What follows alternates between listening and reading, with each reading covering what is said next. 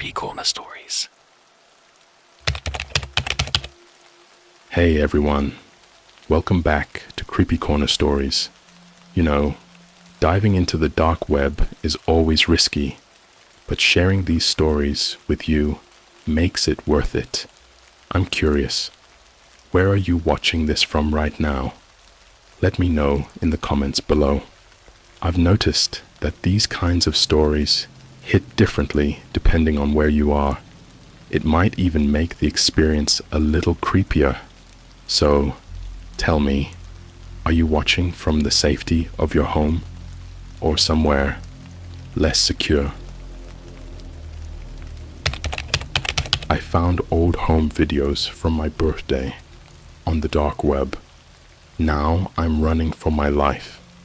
Yo, I don't even know where to start with this.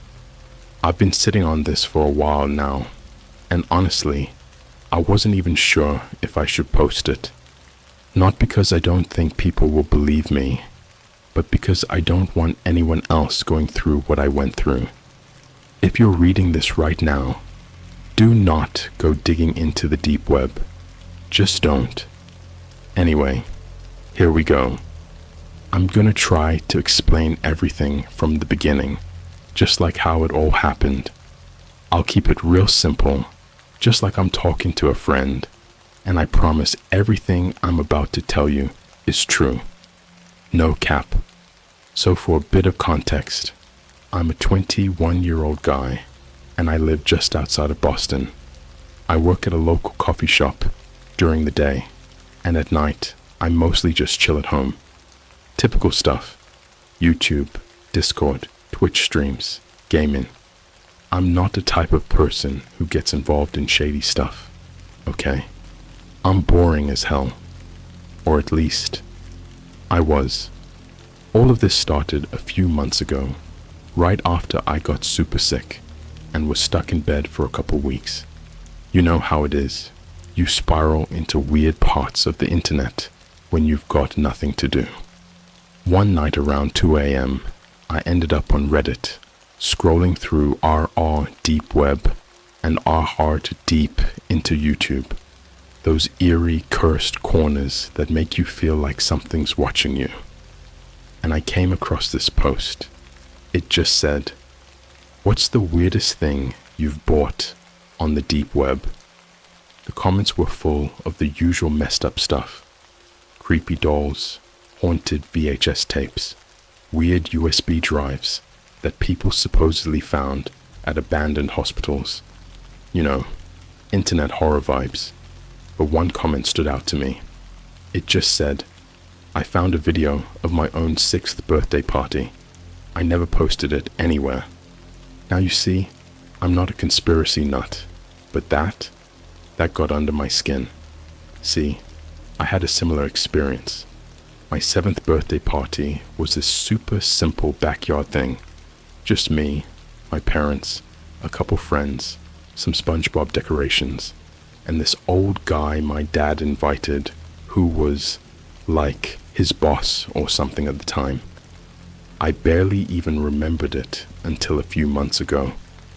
My mum had filmed the whole thing on one of those old chunky camcorders, but when we moved houses a few years later, we lost the tapes.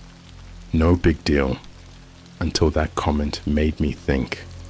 Out of curiosity and stupidity, if I'm being real, I decided to check out a Tor browser I had downloaded back in high school for a school project. I hadn't touched it in years. I fired it up and started bouncing through the usual weird directories. You ever hear of something called Echo Black Market? Probably not. It's one of those invite-only marketplaces, and half the links are dead or led to obvious scams. But I found a thread there titled Old Memories, Vintage VHS Transcriptions. I clicked on it. The listings were all labeled with random ass dates, places, and names. Stuff like J. Miller, June 1995, Omaha, NE, Brian R., Christmas morning, 2002. Happy birthday, Ellie, Seattle, March 2008. It was creepy. Like, who the hell is uploading random people's home videos? One of them hit me in the chest like a sledgehammer. Eli's 7th birthday, MA, 2007. That's my name. My actual name. And 2007 was the year of my 7th birthday. My stomach dropped. It was listed for 0.002 Bitcoin, about $80 at the time. Now before you call me dumb, which I probably was, I wasn't gonna buy it. I really wasn't. But the paranoia started eating at me. I thought, what if this is just some crazy coincidence? What if it's not me? But also, what if it is? So, yeah, I bought it. I used a burner wallet and downloaded the file off some encrypted onion link. It took like half an hour to get the full thing. It was just a single .mp4 file titled E7BDAY 2007.mov. And when I opened it, brother, it was me. It started with static, then faded into that old VHS type film grain. You could see my backyard, my mom setting up balloons, my little cousins chasing each other around the table. I was standing there in a red Pokemon t-shirt, holding a juice box. And the camera, it was being held by my dad. You could hear his voice, even his cough, that weird dry throat thing he always did. It was us. It was real. But then, about 5 minutes in, it changed. The video cut to a different angle. It was the same party, but this time, the camera was being held from outside the fence. I froze.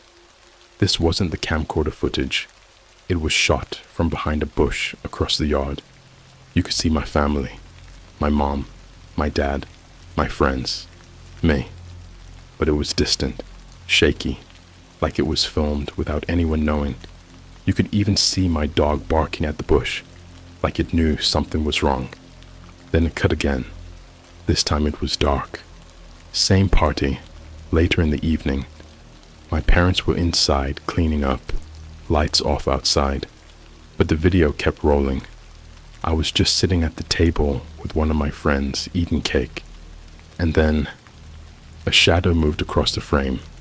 Not a person, not clearly, but something standing between the trees, watching us.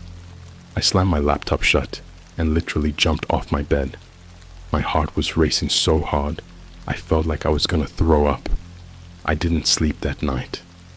The next day, I tried to show the file to my roommate, but when I opened the folder, it was gone, like it had never been downloaded. No trace, not even in my browser history. I even checked my crypto wallet. It still showed the transaction, but the file, poof. But here's the real kicker. That night, someone knocked on my door. Not the front door, my bedroom door. I live in a 3-bedroom apartment. My roommate was out of town. I was alone. When I opened it, there was nothing there. Just a piece of paper taped to the wall outside. Plain white, printed text. You shouldn't have watched that. The paper didn't make a sound when it hit the floor. It just floated there after I tore it off the wall, like it had already delivered its message and didn't need to exist anymore. You shouldn't have watched that. I stood there for a good minute, staring at the hallway. Nothing. No footsteps. No doors creaking. Not even the distant hum of a neighbor's TV. It was so silent, I could hear the blood in my ears. My hands were shaking, and I could feel that kind of nausea that starts from deep inside your gut. The kind you don't throw up, but just lives there, curling tighter every second. I didn't sleep that night. Again. In fact, I didn't stay there at all. I grabbed my phone, wallet, hoodie, and walked. I don't even remember how long. Past midnight, freezing cold, just drifting through Boston like a ghost. I ended up at a 24/7 Dunkin' on Tremont Street, just sitting there, nursing a stale bagel and watching people's reflections in the glass.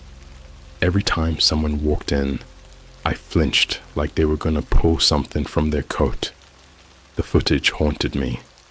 Not just what I saw, but what it implied. Someone was at my birthday party. Someone was watching, recording, and they kept that footage for over a decade. And now, they knew I saw it. The next couple days were blurry. I stayed with my cousin out in Waltham, told her I was having issues with my apartment, just needed to crash for a bit. She didn't ask questions. She's cool like that. But I could feel it.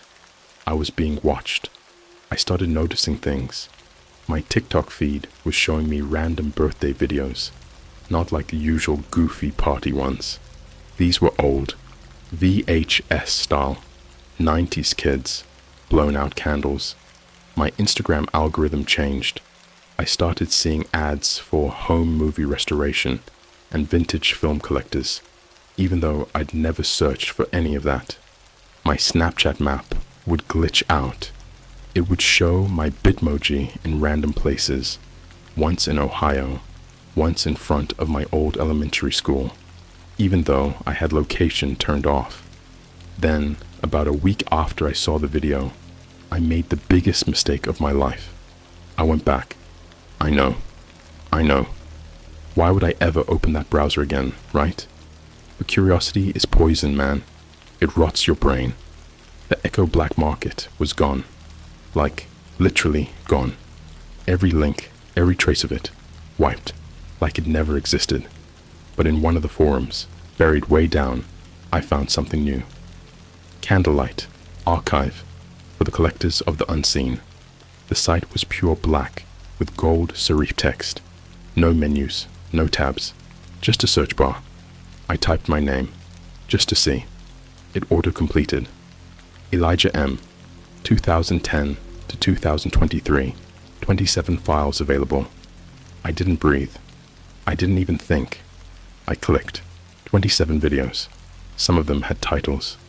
First sleepover, winter night, window view, bathroom mirror, 2:17 a.m., Twitch stream, July 3rd, 2022. My hands went ice cold. That last one, that was real. I streamed that night. Minecraft with friends, Twitch chat chaos, nothing special. But there were two problems. I never uploaded that VOD. The camera angle? It wasn't from my stream setup. It was from behind me. I clicked one of the older files. Just one. Bedroom. 2013. It started with darkness. Just faint breathing. Then, a shape. The outline of my childhood room. My room from our old house we sold years ago. The window had those crayon stickers I used to decorate with. The walls had my Sonic posters. And there I was, 11 years old, asleep. The footage was in night vision, grainy. The camera was being held by someone standing in the corner of my room, watching me, breathing, slowly. You could hear every breath like they were holding the mic against their throat. At one point, they whispered. I couldn't tell what they said at first, but I replayed that 5-second clip over and over, isolating the sound, increasing the volume until it nearly blew out my headphones. I'll never forget what I heard. You move in your sleep like your mother. I slammed the laptop close so hard the screen cracked. After that, I stopped staying with my cousin. I didn't want to risk getting her involved. I checked into a cheap motel in Revere, one of those that rents by the hour but doesn't ask questions. Sketchy place, but I felt safer there than in my apartment. That night, around 3:30 a.m., I woke up to the sound of the TV turning on by itself. It was already on a channel, static.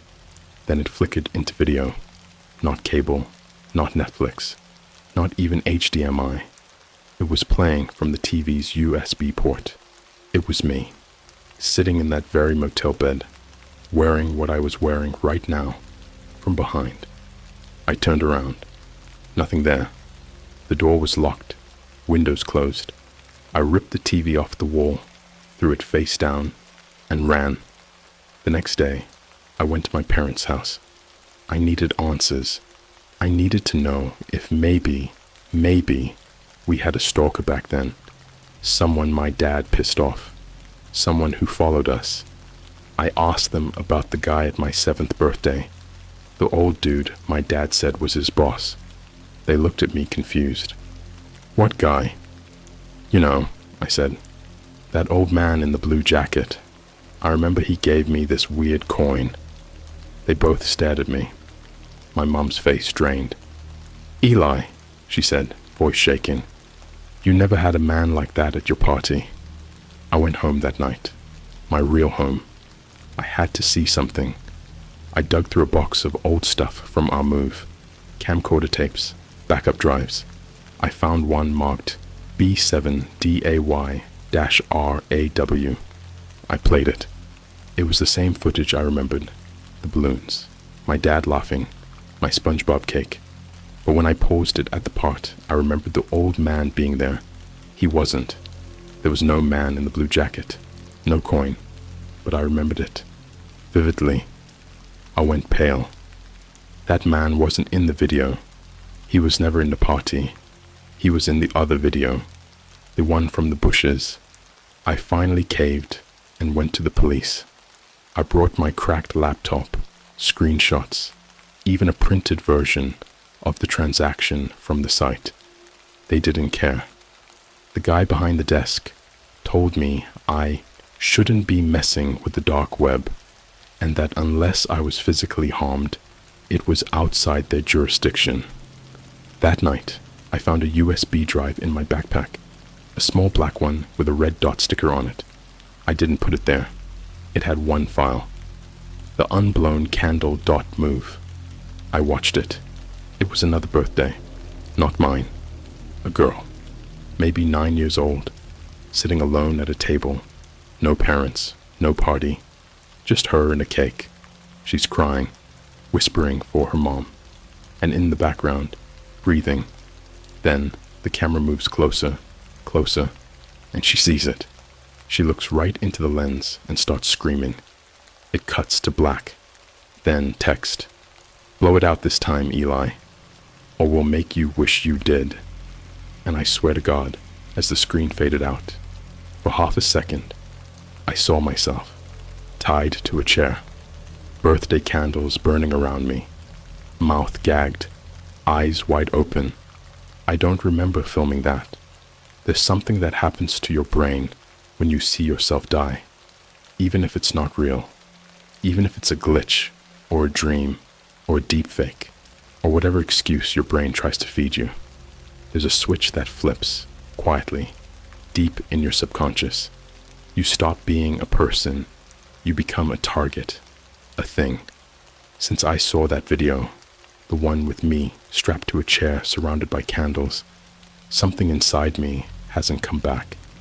The version of me that laughed, gone. The version of me that texted friends dumb memes, gone. The version of me that felt safe when I locked my door, dead. And here's the worst part. I know that video hasn't happened yet. For 2 weeks, I was a ghost, couch hopping, staying in different Airbnbs, sleeping in my car in public garages, even once behind a dumpster near a Target in Somerville. I had deleted all my socials, no Instagram, no Discord, no Twitch, even killed my burner Reddit. I ditched my phone and started using this busted $40 flip phone I bought from a guy outside South Station. But it didn't matter.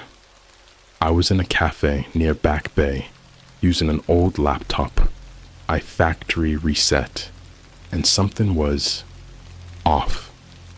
There was a guy in the corner, hoodie, face down, didn't order anything, just sat there. I could feel his eyes on me. I got up to leave, tried to be chill about it, but when I turned around, there was a napkin on my table, folded. I hadn't even seen anyone place it there. I opened it. The cake is melting. Why aren't you blowing the candle out? Room 127, 7 p.m. My hand shook so bad I dropped the napkin. I grabbed my bag and sprinted out of there like something was chasing me. Now, here's the thing about room 127. That number haunted me. It had popped up before, in small, random ways. A Twitch donation of $1.27 the night I first saw the video. Gas receipt that totaled exactly $27.01. My motel room the night I stayed in Revere. You guessed it, 127. I didn't go to room 127. Not at 7 p.m. Not ever. But someone did. Because that night, I got a text from an unknown number. Just a photo. A body. Slumped over in a hotel bathtub. Candle wax melted on their face, like it had been poured straight over their eyes. Underneath the image. Wrong room. I threw up. In the middle of the sidewalk. People stared, but no one helped. That's when I knew this wasn't just digital. This wasn't a hacker group. This was physical. Real. They were moving, stalking, killing, recording, and I was next. A few days later, I hit rock bottom. I was sleeping in this old abandoned train yard outside the city. Just me, 2 hoodies layered, and a box cutter under my pillow. No phone, no connection. I thought if I became invisible, they couldn't find me. Wrong. Because that night, they came. I woke up to a sound that didn't belong. Not footsteps, not voices. A projector. That soft, spinning whir sound. And when I looked up against the side of the train car, there it was. Footage of me, sleeping. From 5 minutes ago, projected on the rusted metal wall, but it was playing in reverse. Every second, I watched myself slowly unwake. My chest rose backwards, my mouth unyawned, and my eyes rolled shut in reverse. And then, I saw him in the projection, the blue jacket man. He was in the corner of the footage, watching me sleep, head tilted, like he was studying me, or maybe, like he was waiting for something. I turned. There was no one there, just the dead cold of night. But the projector, gone, like it had never been there. I broke. I went to the police again. This time, I didn't care how crazy I sounded.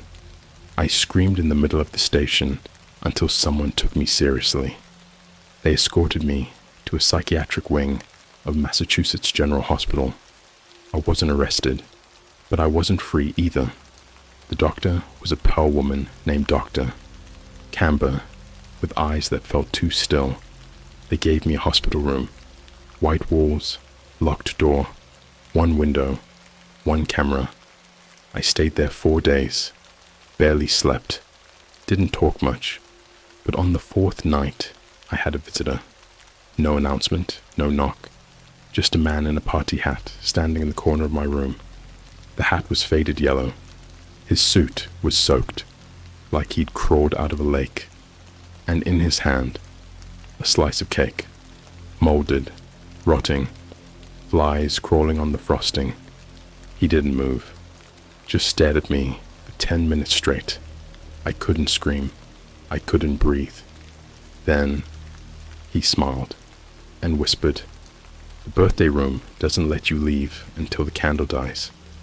When the nurses finally came in, he was gone. But on the floor next to my bed was a candle, burned down to a stub. No one believed me. They upped my meds, told me I was suffering from delusional hallucinations triggered by paranoia. They let me out a week later. I went home. My real home. I had no other choice. I needed to find it.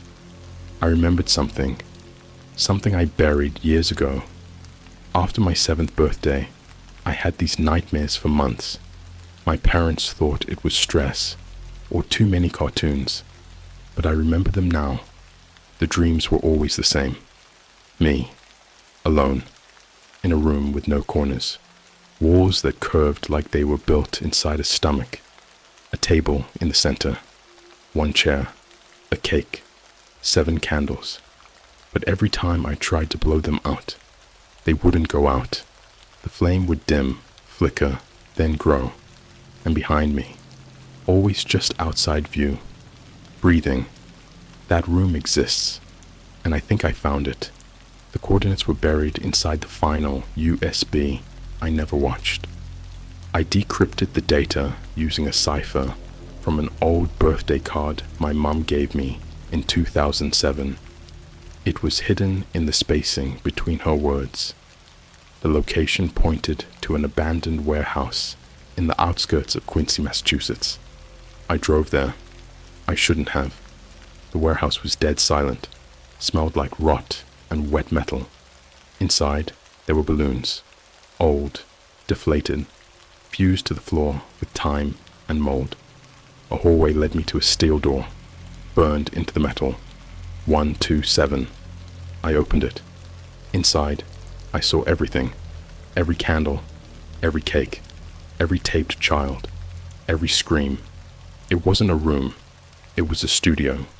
Dozens of monitors playing birthday parties in loop. Hundreds of tapes. Shelves marked with names and dates. Some crossed out, some still recording. And on one of the monitors was me, right now, reading this. I heard the projector behind me power on. A voice, soft, female, familiar, like my mum's, but twisted, warped, robotic. Happy birthday, Eli. Blow out the candle, or someone else will have to. And then the lights flickered, and something grabbed my arm. I don't remember blacking out, but when I opened my eyes, everything had changed. The air was thick, not like humidity, thick like being underwater.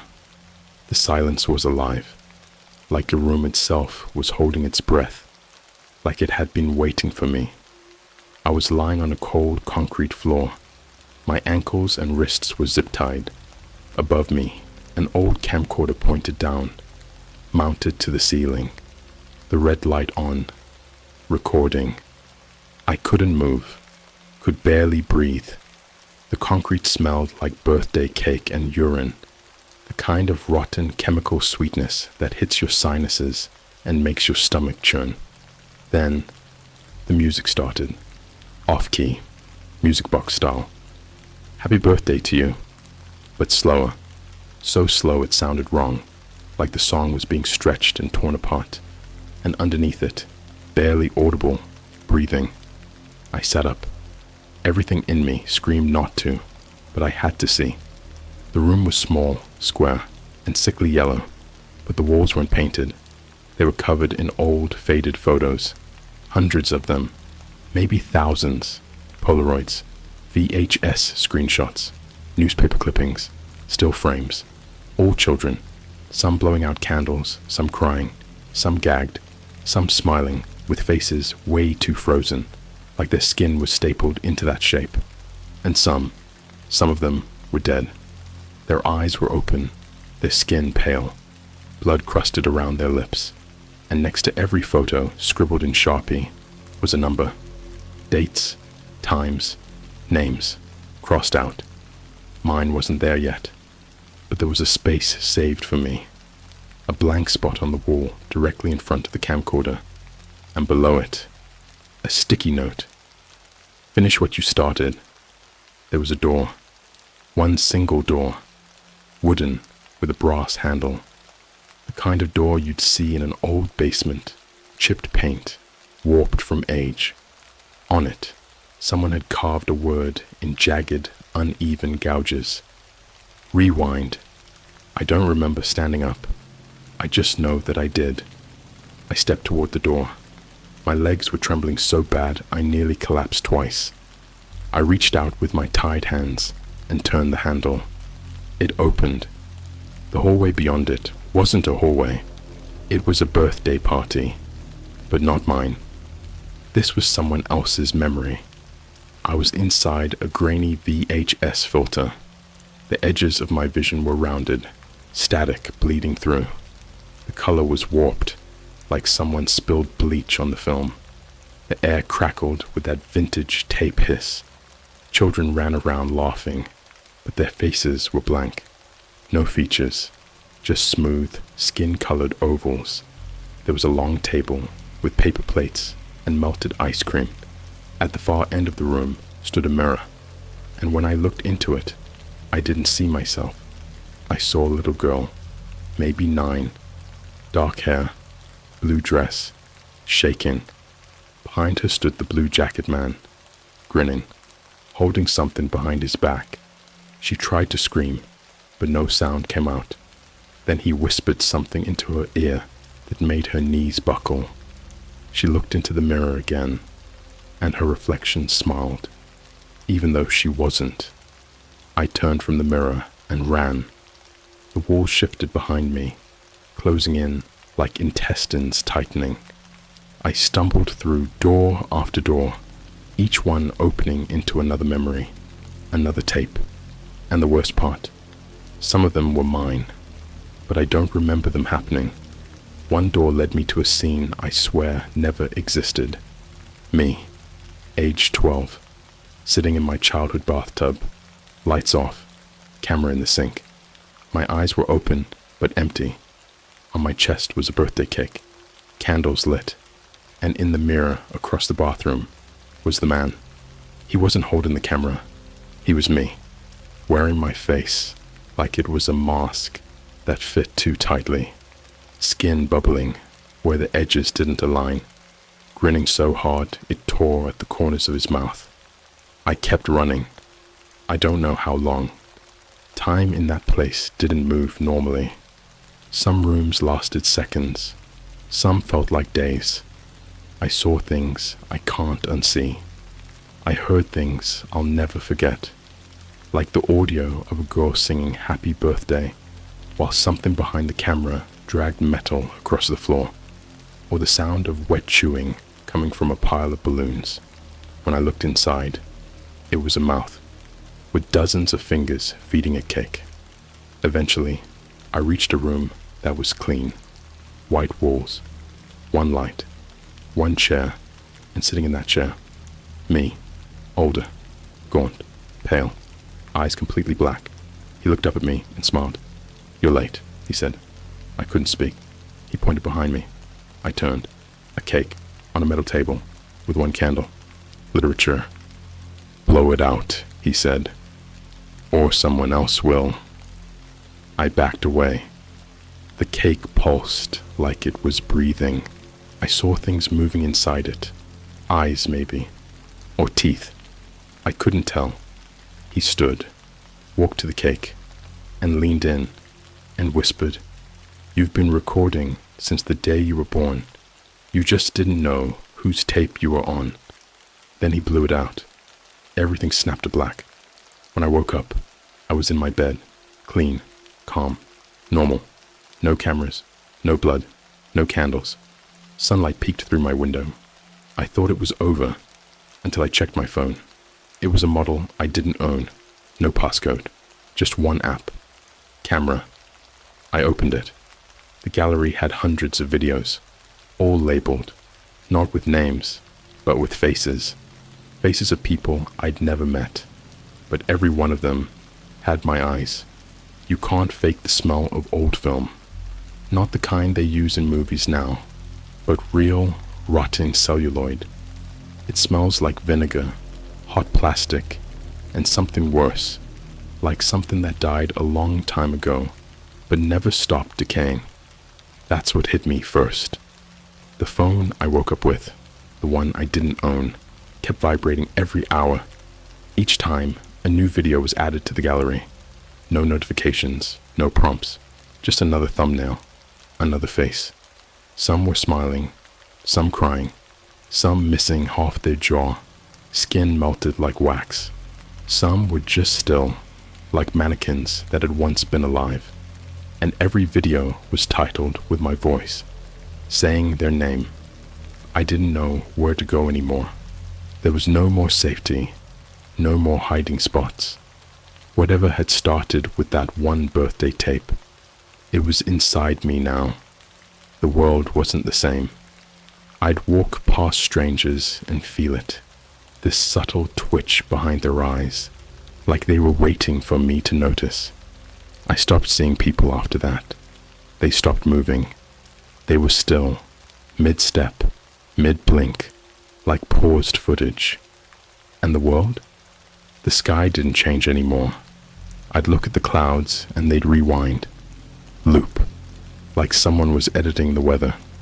And then the invitation came, not in an email, not on my phone.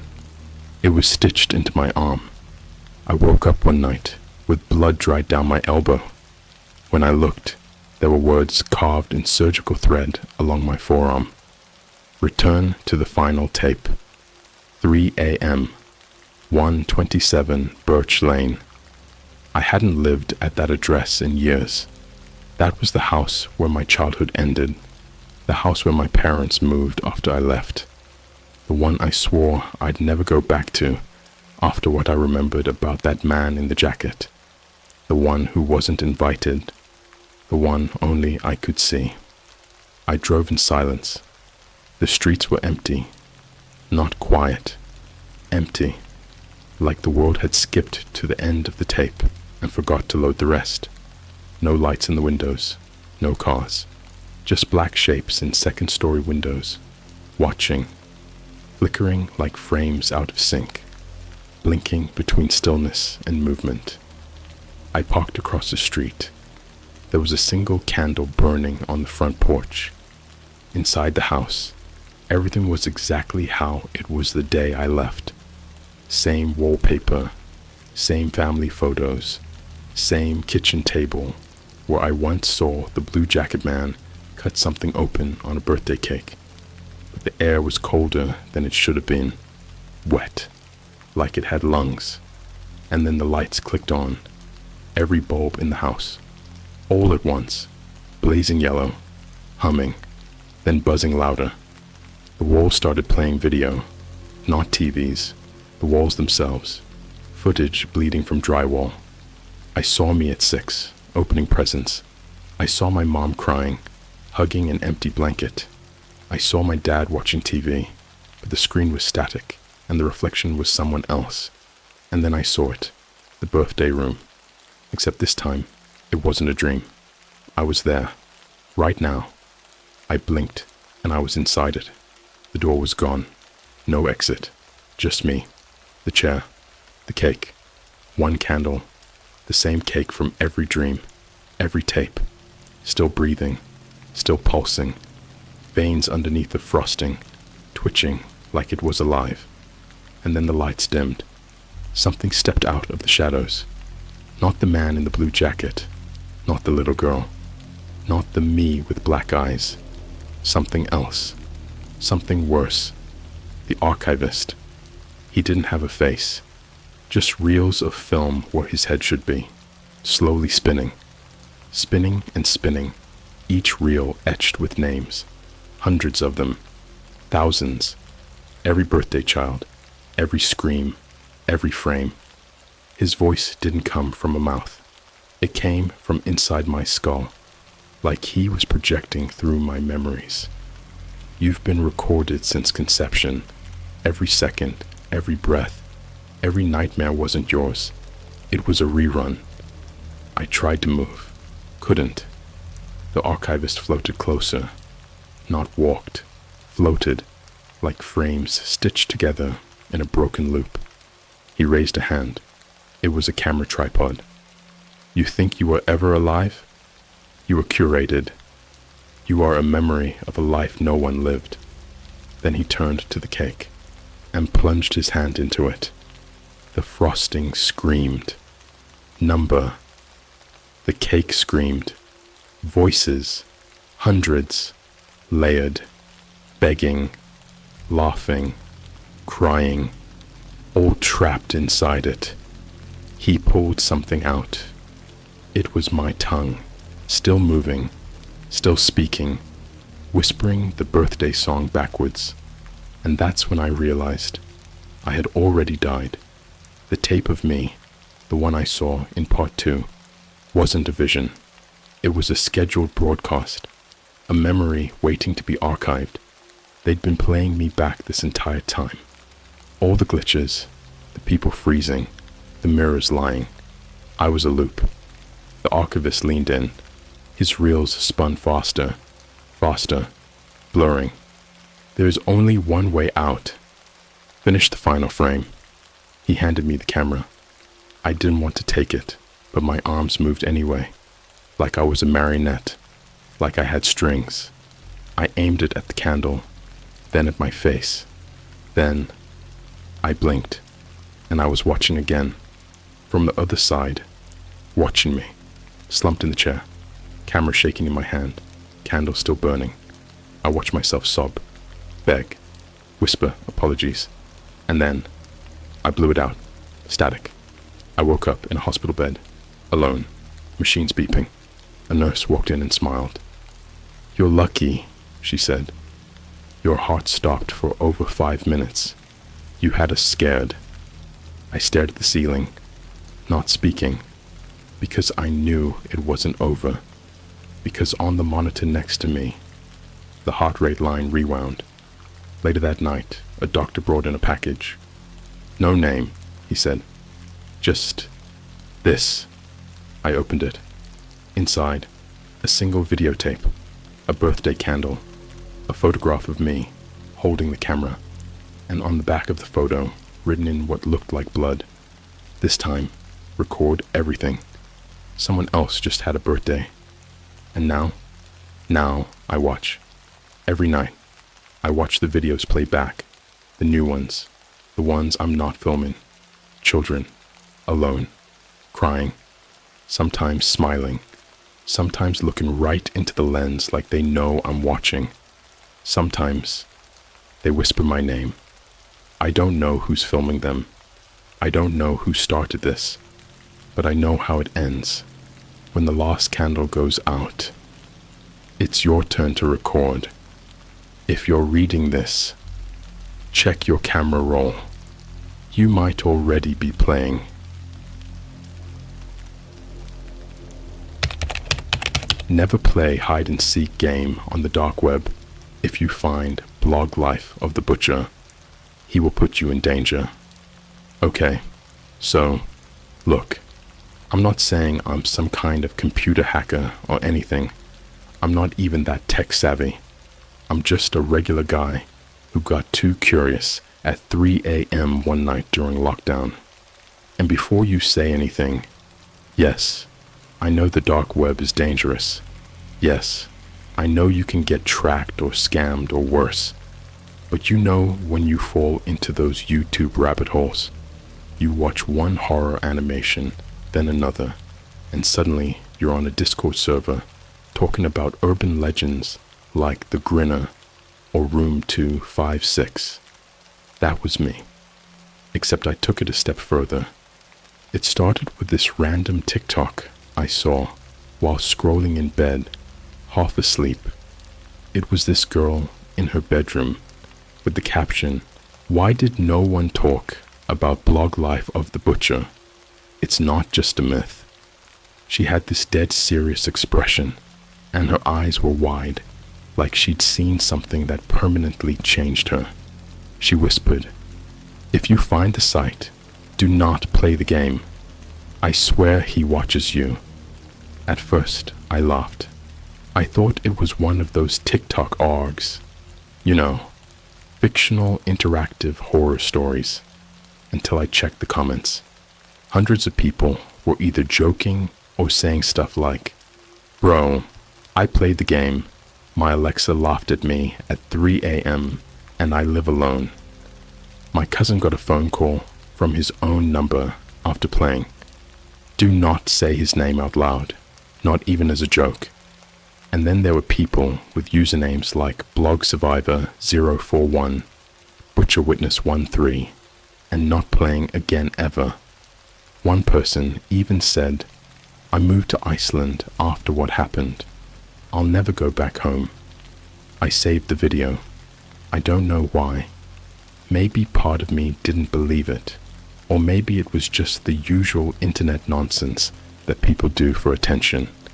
But later that night, I got this DM on Instagram from an account with no profile picture, no followers, and a name that was just a bunch of random letters. It said, "You're looking for the blog. You're already being watched. Play the game. Win, and you're safe. Lose, and he finds you." I blocked it. But that's when things started getting weird. The next morning, I woke up to my laptop open. I never leave it open. Ever. I live alone in a tiny studio apartment above a Starbucks in Chicago, and I always lock everything. The screen showed a black web page with white text. All it said was, "Welcome to the blog life of the butcher. Ready to play." There was a yes button and a no button. That's it. No URL. No browser history. It wasn't Chrome or Firefox. It was like some custom interface I've never seen before. I don't even remember opening it. Of course, I clicked no. I'm not an idiot. But the screen flickered and glitched, and then the mouse moved on its own and clicked yes. I swear to you, I watched the cursor move by itself. At this point, I should have shut the laptop and called someone. But you know how it is. You're kind of stunned, kind of scared, but also kind of like, what the hell is going on? Then the screen went black again, and a loading bar popped up. Initializing hide and seek v2.7. Username found. Hider or seeker. I didn't type anything, but it automatically selected seeker. The screen faded to black. Then, a list of names started appearing. Real names, like my name, my sister's name, my co-workers, even my Uber Eats driver from the night before. It said, "One of them is hiding. Find them. You have 24 hours, or he finds you." What the actual hell? I slammed the laptop shut. I went to get my phone, and it had no service. Full bars. No service. I couldn't even access Wi-Fi. I restarted it like 3 times. Still nothing. Even my Alexa was offline. Then, out of nowhere, I heard this knocking sound. Not from my door, from inside the apartment. Like, it was coming from the closet. Now listen, I don't even use that closet. It's just full of boxes and old coats. But the knocking, it was slow, deliberate, and it was coming from the inside, like someone was in there. I froze. I swear, my heart was pounding so loud, I thought I was gonna pass out.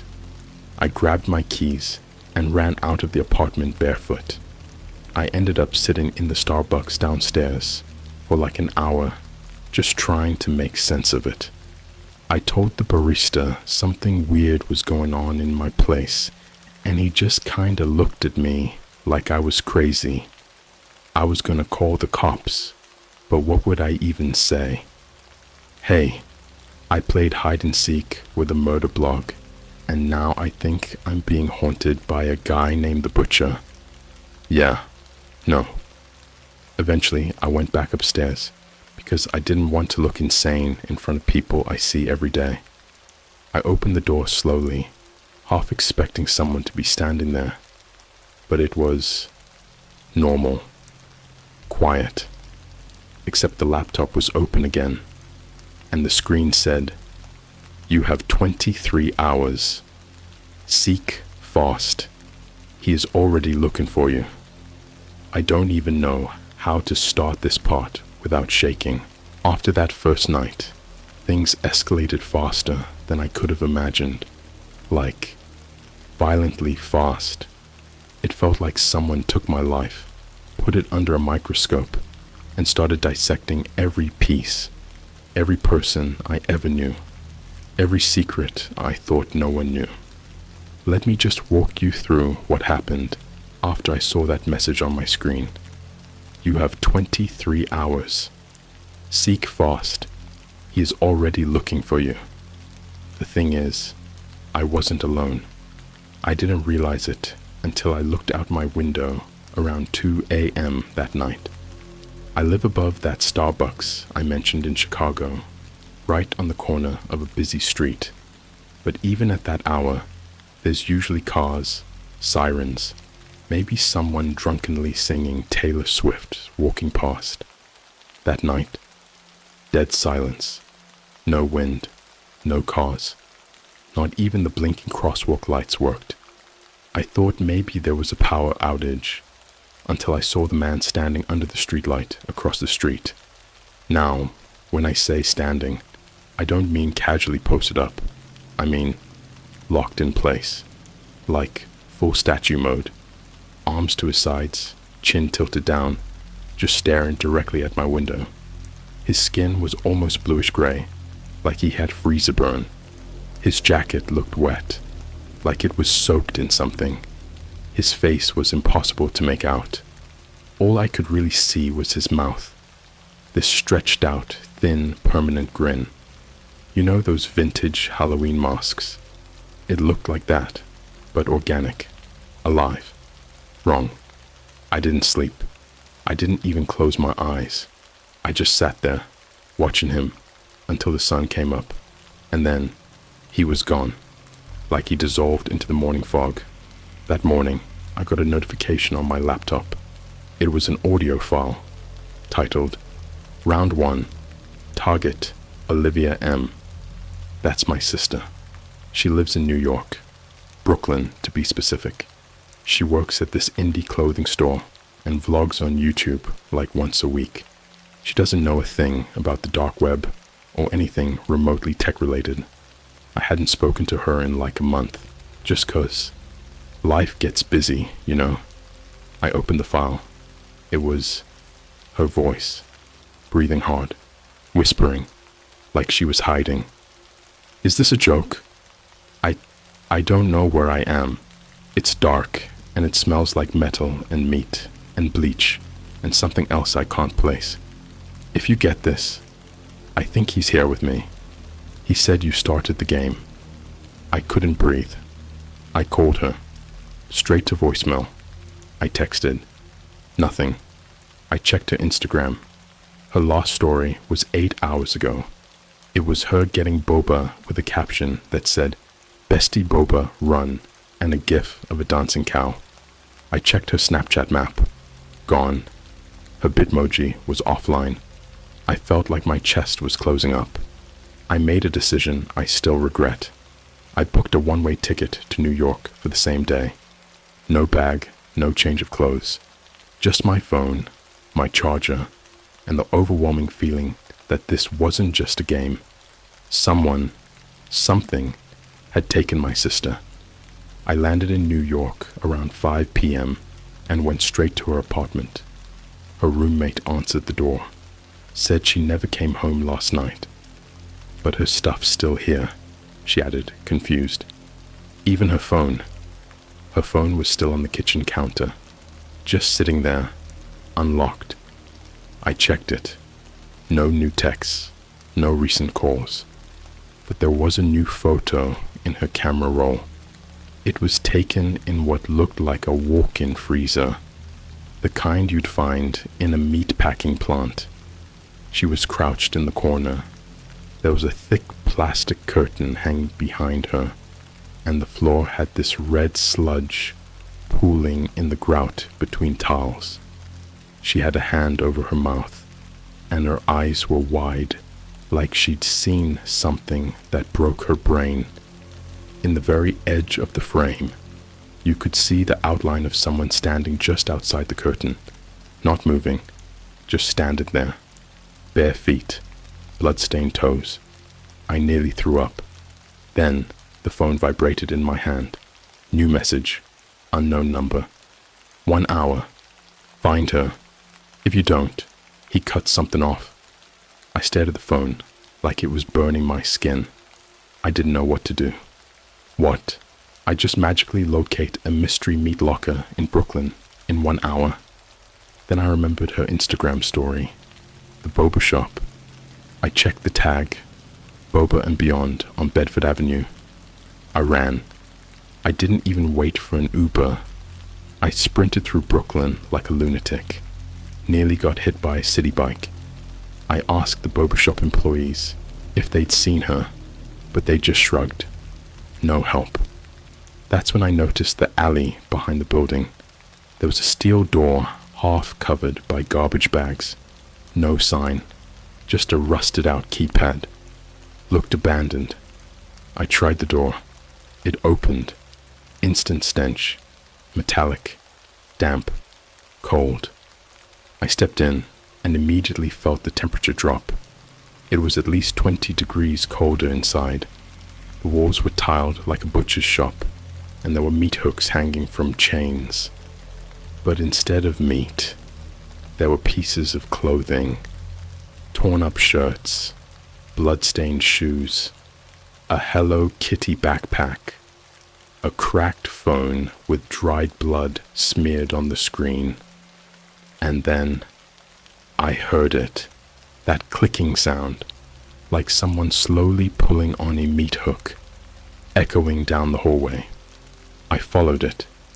Every step felt like a mistake. The tiles were sticky. The air was too quiet. The only sound was the buzz of an old freezer motor and that clicking. I passed a room with security monitors. On one of them, I saw her, Olivia. She was still in that same freezer from the picture. Now she was curled up under a metal table, trying not to scream. I bolted through the hallway and found the door. Same thick curtain, same tiles. When I pulled it back, she was there, alive, crying. But before I could grab her, the door slammed shut behind me, and everything went black. No lights, no sound, just this humming, low and vibrating through the walls. Then a voice, not loud, not aggressive, just wrong, like someone talking through a busted speaker. You took too long. The lights flickered on. Across the freezer, something was written on the wall in what looked like frozen blood. One piece must stay behind. Then the scream started. I wish I could tell you what happened next, but I blacked out. When I woke up, we were outside. Literally, outside the alley, laying in the snow. My head was pounding. Olivia was unconscious, but breathing. Her left pinky finger was gone, wrapped in gauze, like someone surgically removed it. In her coat pocket was a napkin from the boba shop, written on it in neat black marker. Round 1, Seeker succeeded. Round 2 begins soon. Hide well. We left New York that night. I don't care what you believe. I'm not writing this for karma or views. I'm writing this because someone out there has to know what this is. Because I don't think I'm the only one playing. There are others. I've seen screenshots, TikToks, deep web threads, and the next target isn't Olivia. It's someone I've never met before, and I have 48 hours to find them. He doesn't just kill, he collects. You ever hear that expression, hell is empty and all the devils are here? Yeah, I used to think that was just poetic, until I saw his collection, until I realized this game wasn't about hide and seek, it was about harvesting. After Olivia lost her finger, I thought we were out. I thought the game was done. One piece stays behind, right? That's the cost. That's the price to get out. Wrong. I was home for less than 24 hours before the next message arrived. Not a pop-up, not a creepy text, a package delivered to my apartment door. No label, no return address, just a plain cardboard box with a single word scratched into it. Round 2. I didn't want to open it, but you know how your body moves before your brain can catch up. That's what happened. My hands were already tearing through the tape before I realized what I was doing. Inside was a pig's head, real, rotting, Maggots burrowed into the sockets. But that wasn't even the worst part. Its mouth had been sewn shut with red thread, and inside the thread was a USB drive stabbed between the teeth. I screamed. I genuinely lost it for a second. I dropped the box, ran to the bathroom, threw up everything I'd eaten in the last 12 hours. I didn't even know I had that kind of horror in me. I couldn't move for like 30 minutes. I just sat there on the tile, shaking. Eventually, against every ounce of logic, I plugged the USB into an old Chromebook I hadn't used in years. One file, Seeker2 instructions.exe. The moment I opened it, my screen glitched. Then the familiar black background appeared with that white terminal-style text. Target, Tyler K. Location, unknown. Status, missing, presumed taken. Timer, 48 hours. Win condition, identify the hiding place and remove the tag before the butcher collects his next piece. Fail, condition, collection begins with the jaw. Then the screen cut to black and a single image appeared. It was a selfie, taken from the perspective of someone inside a locker, a high school locker. You could see the slits in the door, and just beyond them, rows of red lockers and a trophy case full of dust-covered plaques. Tyler was pressed up against the wall of the locker, face pale, eyes terrified. His bottom lip was already bleeding, like someone had punched it in. He was wearing a hoodie from Lakeview High School. I googled it. There's like 10 Lakeview high schools across the country. But I saw a familiar banner in the photo, one with a blue falcon on it. Chicago. The school was in Chicago, my city, my backyard. He was here. Now, I didn't know Tyler at all. Never met him, never followed him. But when I searched the name and the school, I found his TikTok, low follow account, mostly dumb dance trends and gym mirror selfies. But his most recent video, it made my stomach go cold. It was just a few seconds long. Shaky camera, black screen, breathing, and then a voice whispered, "I don't want to play anymore. He said I'm next. He said he's going to collect my smile." The comments were full of, "Bro, you good? WTH is this? And is this some ARG?" It had been posted just 2 hours ago, which meant he was still alive. Somewhere. I drove straight to Lakeview High. The place was gated off. It was a Sunday. But I hopped the fence like a lunatic, paranoid someone was already watching me. I had gloves on, hoodie up, my whole body sweating, even though it was freezing. Inside, it was dead silent. The school looked abandoned, like they hadn't updated it since 2003. Cracked floor tiles, rust on the lockers, graffiti scrawled along the walls with phrases like, "RIP Jess 2019, and you can't hide forever." Every single door was locked, except one, the locker room. It smelled like chlorine and old gym socks, and something else. That coppery, nose-burning smell that only means one thing, blood. I followed it, past the showers, past the weight benches, until I saw a trail of teeth, human teeth, lined up in a perfect row like breadcrumbs. Each one had something carved into it, tiny Roman numerals. I followed them to the lockers. That's when I saw it. A locker with the door ripped off, bent like it had been peeled open by teeth. And on the floor inside it, a GoPro, still recording. I picked it up. The video started mid-scene.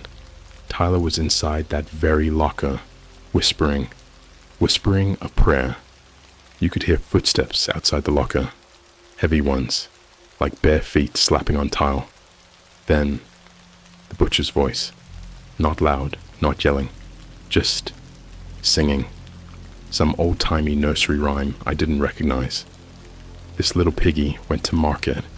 This little piggy stayed home. Tyler was crying. And then the locker ripped open, not like someone used tools, like it was torn apart by hands. That was the lost frame, just a blur of red and a long gloved hand pulling him out.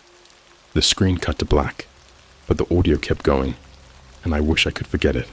The sound of grinding, like metal on bone. Tyler screaming, then silence, then laughter, childlike, repeating, mocking. Now we smile for the blog. I turned around and nearly screamed when I saw it. A new locker had been placed right behind me, one that wasn't there before. Clean, silver, polished. A sticky note was attached to it. "You're late." Inside the locker, Tyler's face, not his head, just the face, peeled like a mask and stapled to the inside of the locker door. His eyes were missing. His lips were stretched upward into a smile with fishhooks. His tongue was nailed to the roof of the locker, and dangling beneath it was a school ID card. Mine. I never submitted that photo to any school, never gave them my information, but the ID had my name, my picture, and under it the words, "Seeker. Round 3 begins now." I ran out of that school so fast, I don't remember my feet touching the ground. I drove home with the windows down, just so I could feel the world again. I didn't sleep. I didn't talk to anyone. I sat there for hours, staring at my reflection in the dark screen of my TV, trying to understand what kind of thing enjoys this. What kind of monster builds a game where people are collected like dolls? But here's the part that really messed me up. Later that night, I got a new message on my phone. It was a link, just a basic blog, white background, black text, nothing fancy. "Welcome back to the blog life of the butcher." And below that, a video titled Collection Number 248, Smile Edition. It had 11,823 views. People were watching this, liking it, commenting, leaving emojis, and one comment stuck with me. "Love this one. Tyler's face was so elastic. You're getting good at the cuts, B." Another replied, "I hope I get picked for the next round. I want to play." This isn't a myth. This isn't a game. It's a network, a cult, a community. And the butcher, he's not alone. He's running a show, and people are tuning in. You want to know the most disturbing part?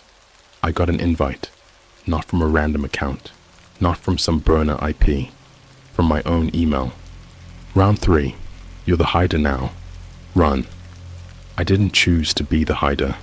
I didn't click anything, didn't accept anything, didn't open any more packages or USBs or godforsaken blog links.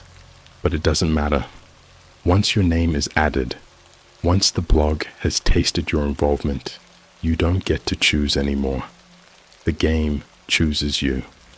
The night after I watched Tyler's face twitch through a locker hinge, I locked every door, sealed my windows, threw out my laptop, and smashed my phone into 10 pieces with a hammer I found under the kitchen sink.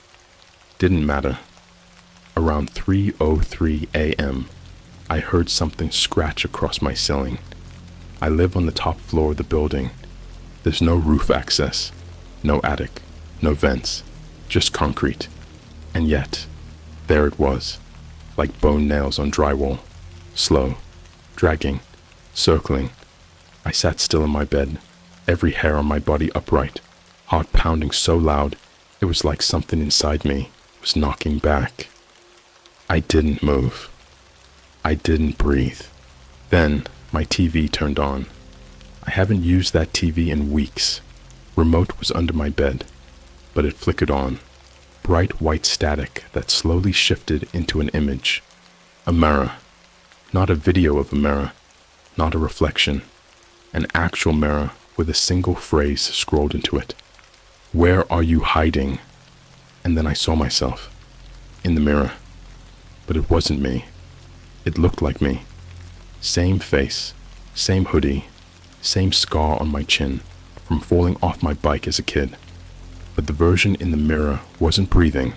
It wasn't blinking. It just stared until it smiled, ear to ear, and in the reflection behind my doppelganger, the butcher, looming, his gloved hand reached out and placed a finger to Mirami's lips. Shh. Then the TV turned off. The next morning, the sun never came up. I'm not trying to sound poetic. I'm telling you, the sun didn't rise. My window stayed pitch black, like someone had covered the outside world in oil. My clock said 8:27 a.m. Birds weren't chirping. No people, no traffic, no light. Like time had paused. Then, in the quiet, came a knock at the door.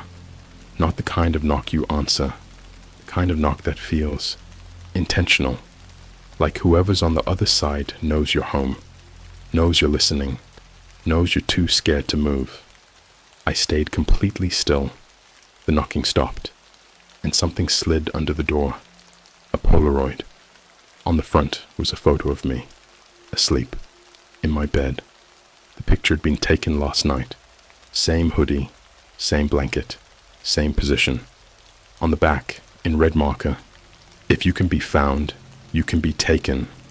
I left my apartment that second. Didn't pack, didn't lock up, just ran. I thought I could hide, maybe vanish. I booked a Greyhound to anywhere, paid in cash, kept my hoodie pulled over my face, like I was running from the feds. Ended up in some nothing town in Nebraska, a town that looked like it had one church, one gas station, and a graveyard with more names than people still breathing.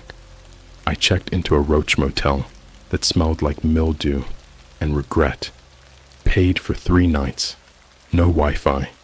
No phone. But that's the thing. You can't run from a game that was built to follow you. At 11:11 p.m., the lights in the motel flickered. TV turned on. Static. Then, a live stream of my room from the motel security camera. Except, the view was inside. Not the hallway. Inside my room. From the corner. Like the camera was installed behind the wallpaper. I saw myself, sitting on the bed. Then, slowly, a dark shape rose from under the bed, like it was part of the floor.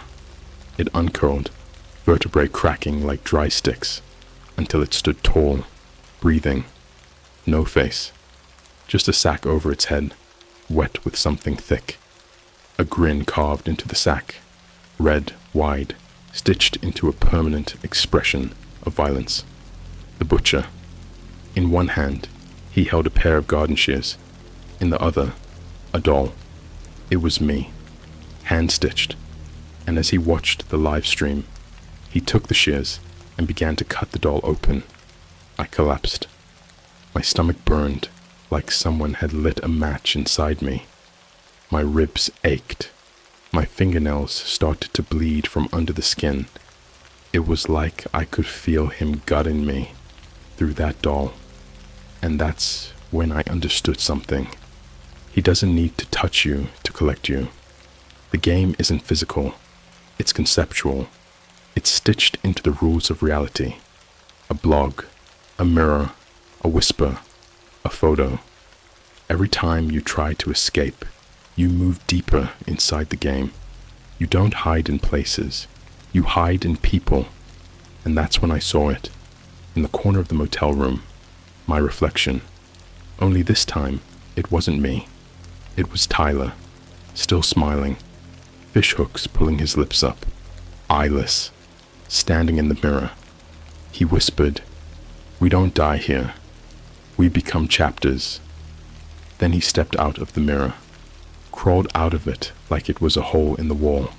His skin was torn in ribbons, dragging behind him. Blood didn't drip. It evaporated into a red mist that hissed in the air. He reached for me, but before he could touch me, he stopped. And then, his voice changed, deeper, like something speaking through him. Run to the final round. He only stops when the story ends. I blacked out. Woke up on a sidewalk. Middle of nowhere.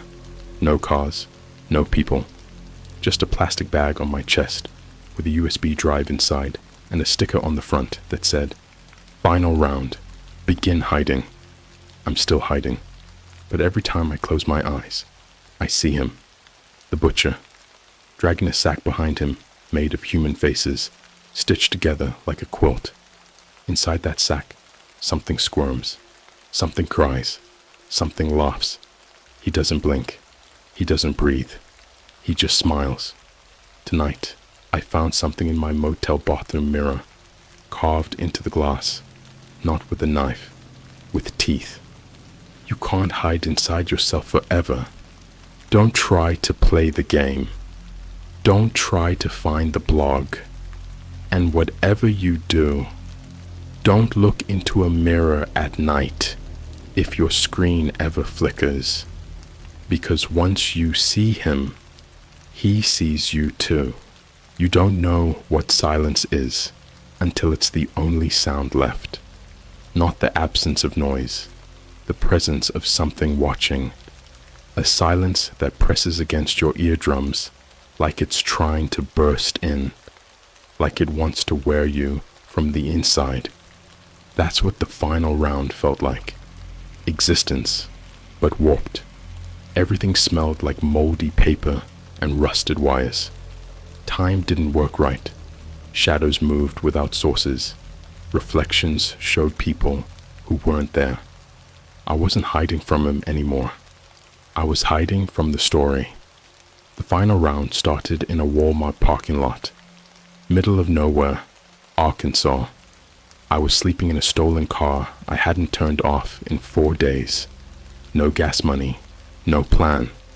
I was living off vending machine chips and tap water from gas station bathrooms. My eyes were sunken, my nails blackened.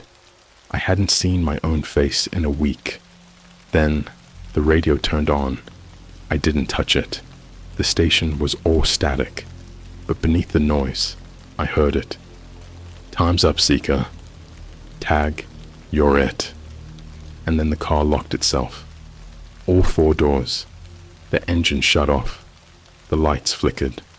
The horn started honking in this slow, off-rhythm pattern, like a heartbeat trying to remember how to beat. I kicked the door open and ran. Left the car. Left everything. Then I heard the ringtone. My old iPhone ringtone. The one from the phone I smashed back in part 3. I turned slowly. There, lying in the middle of the Walmart parking lot, under a broken streetlight, was my phone, reassembled. I picked it up with shaking hands. One new voicemail. I played it. It was my own voice. "Final round begins now. Welcome to your chapter." That was 5 days ago. I've been inside ever since. Not in a room, not in a city. I mean inside the story, inside the butcher's blog. I don't know how to describe it to you in a way that'll make sense, but I'll try. It's not a physical place. It's a loop. A rotting timeline stitched together with people's endings. The air smells like expired meat and VHS tape film. Every time I walk forward, I end up back at the beginning. But the beginning changes each time. One loop. I woke up in a classroom. Desks melted together. A chalkboard dripping with teeth instead of chalk. Children's voices giggling from inside the floor. My name written over and over and over again in red crayon. Hide better. Next loop. I was in a grocery store. All the shelves stocked with jars of eyes, labeled with names. A sale sign read, "Buy one, leave one." At the end of the aisle, a man in an apron was restocking tongues into a freezer. He waved at me. He was wearing my face. I screamed. I ran. I kept running. Eventually, I made it to the edge of the loop, where the walls of this non-place get thin. where you can feel reality fraying like threads being pulled by a giant hook. And I saw them, the collection, rows and rows and rows of people sealed in glass boxes, but they weren't whole. Each of them was missing something. One man was skinless, muscles still twitching. A girl had no mouth, just a zipper sewn into her cheeks. One box held a mirror that reflected my childhood bedroom, and inside it was my sister, sitting on the bed, still clutching her hand, crying, but she couldn't move. Her face was stitched to the glass, and in the middle of it all, the butcher's throne, not made of bone, not some cliché sculpture. It was made of USB sticks, thousands of them, all pulsing red, all labeled with names. I got close enough to see some. Tyler, K Smile, Marcus wore hair family, Eliza, knees, bendable Sarah, exit breathing, loop and one, flashing at the top. You. He was sitting there, not moving, his head tilted down, long black gloves hanging over his knees. His body didn't breathe, didn't twitch, but the mask stared at me. That rotten burlap sack, soaked in dried something, stitched on smile from ear to ear. It wasn't just a mask. It was grown onto him, like it was his skin now. And he spoke, without moving. You wanted to see the end of the story. You are the end of the story. Then everything folded. I was back in my apartment. Everything was exactly how it was before this all started. Same Starbucks cup on the table. Same hoodie draped over the chair. I thought it was over until I saw the mirror. It was the only thing that had changed. My reflection was smiling. I wasn't. I covered the mirror with a blanket, tried not to look, tried not to think. I stayed like that for days. No tech, no screens, no cameras, not even lights, until I woke up last night to something wet moving inside my mouth. I rushed to the mirror, pulled the blanket off, opened wide. There was a thread, a thick red thread, sewn between my molars, running from the back of my throat, down my esophagus. And in the mirror, I wasn't alone. Behind me, the butcher, holding the other end of the thread, smiling. He whispered into my ear, and I felt it inside my skull. You're already published. I checked the blog again. I couldn't help it. I logged in from a library computer, incognito browser, VPN, everything, but it didn't matter. The blog was open, already loaded. The front page, my face. Title, collection number 300, the one who looked too deep. And beneath it, a video, playing. I didn't press play, but it played anyway. The video showed everything. My apartment, my sister, the school, the motel, the locker. Even now, right now, me sitting at this computer, typing. Except my hands weren't my own. They were gloves, and my reflection in the screen. He's smiling. If you made it this far, you're part of it now. Your screen was the invite. Your eyes were the signature. He knows your name. He knows where you live. And worst of all, he knows what peace he wants. Sleep well, if you can.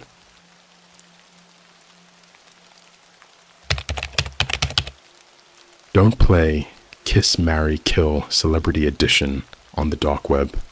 Justin Bieber knocked on my door a few nights ago. Hey Reddit, throwaway account here because, yeah, you'll get it soon. This all happened about 3 weeks ago, and I'm still processing. Like, I don't know what was real and what wasn't anymore. All I know is, I haven't slept properly since he showed up at my door.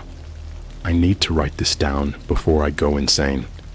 Yeah, this is about the dark web. And yeah, I know what you're thinking. Why would anyone even go on the dark web in 2025? Isn't that like internet horror cliche 101?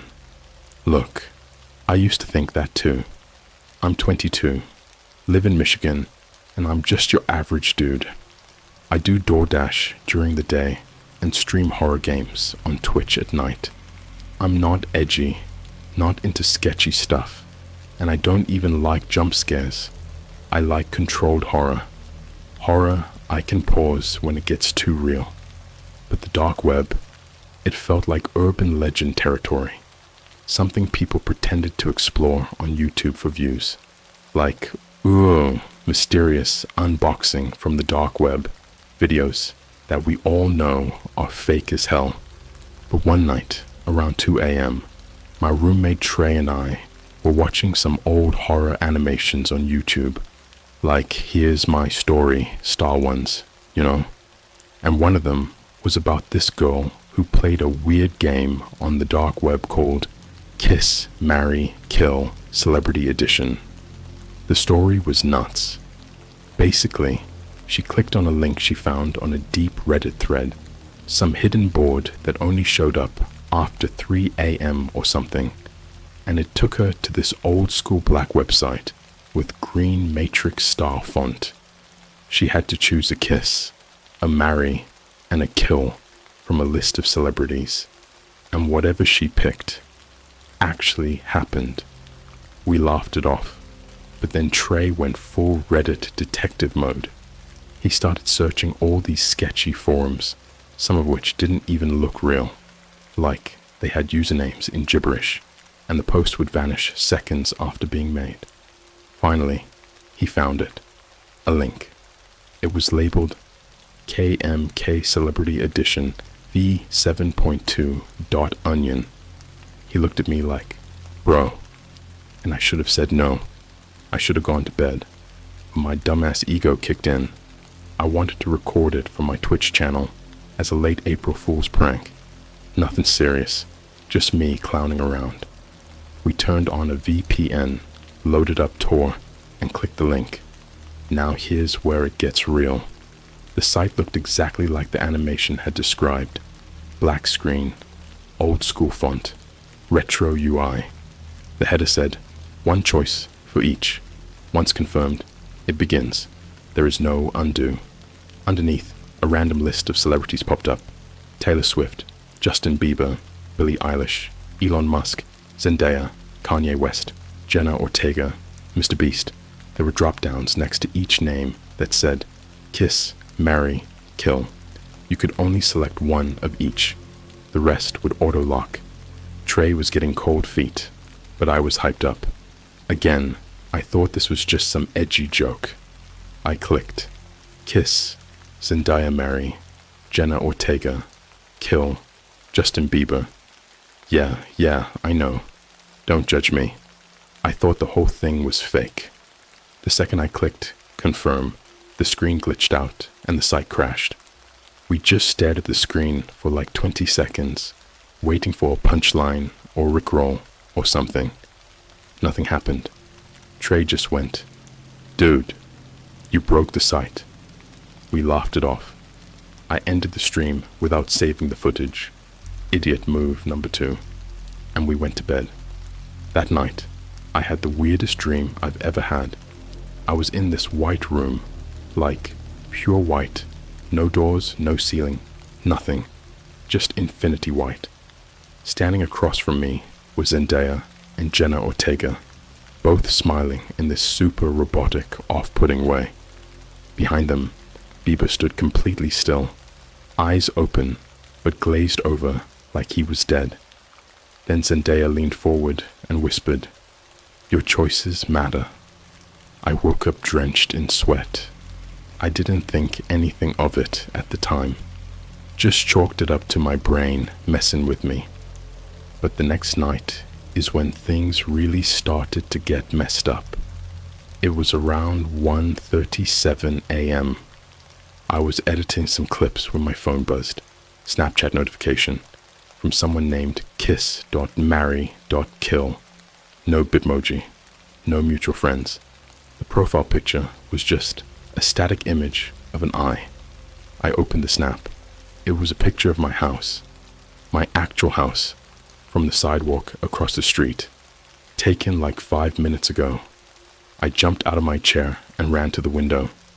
Nothing. Empty street. Quiet night. I locked every door and turned off all the lights. I even called Trey, but he was out of town for the weekend visiting his girlfriend in Ohio. I tried to convince myself it was just some troll who found my IP. Maybe a hacker. Nothing supernatural. Nothing fatal. But then, around 3:12 a.m., there was a knock at my front door. Not a normal knock. Like slow, deliberate knocks. Like in horror movies. 3 of them. I didn't move. Didn't breathe. I waited. And then I heard it. From behind the door. A soft voice. Familiar. Way too familiar. Whispered, "Why'd you choose kill, bro?" I froze. My heart literally stopped for a second. That voice. It was Justin Bieber. The thing about hearing someone like Justin Bieber outside your front door at 3:12 a.m. is that it tears a hole in reality. Because it's not like hearing a stranger's voice. It's him. That unmistakable, low, raspy tone you've heard 1,000 times in interviews, in music videos, in TikToks and radio stations and Instagram lives. It's that surreal, detached from reality kind of voice that doesn't belong in your sleepy little house in Michigan. But there it was. Why'd you choose kill, bro? I didn't move. I didn't breathe. My fingers were locked around the handle of the chair I was sitting in, like I was trying to strangle it. My heart was pounding so hard I could hear it in my teeth. 3 more knocks, but this time they were louder, more aggressive. Then I heard something that still makes my blood crawl. I swear to God, he started singing. It was a warped, broken version of that one song, Baby, except it wasn't sung. It was half whispered, like he was gasping for air. Baby, baby, baby. Ooh! Then a hard bang on the door. Another line. You thought you'd choose kill and I'd just go away? I snapped. I grabbed a kitchen knife and ran to the back of the house, flipped the porch light on. Nothing. The backyard was dead silent. I ran back through the hallway, phone in hand, dialing Trey over and over again, straight to voicemail, over and over. I texted him like 40 times. Call me now. I think I for Ed up. No reply. That's when the power cut. Everything went black. No lights, no Wi-Fi. My laptop screen flickered once, then died. The house felt like a tomb. Silent. Not even the fridge humming. I was just standing there, holding a knife, shivering in my own sweat, when my phone lit up with a single notification. Airdrop request. KMK delivery. Wants to share a photo. I don't know why I clicked accept. Curiosity. Fear. Some dumb subconscious need to see it for myself. The photo loaded. It was me, lying in my bed, taken from inside my room. I wasn't even there. I was standing in the hallway. But the picture showed me curled under the covers, asleep. The timestamp on it. Tomorrow night. 3:37 a.m. That's when I finally realized this wasn't a game anymore. This wasn't trolling. This wasn't a hacker screwing around. Something real had attached itself to me when I clicked confirm.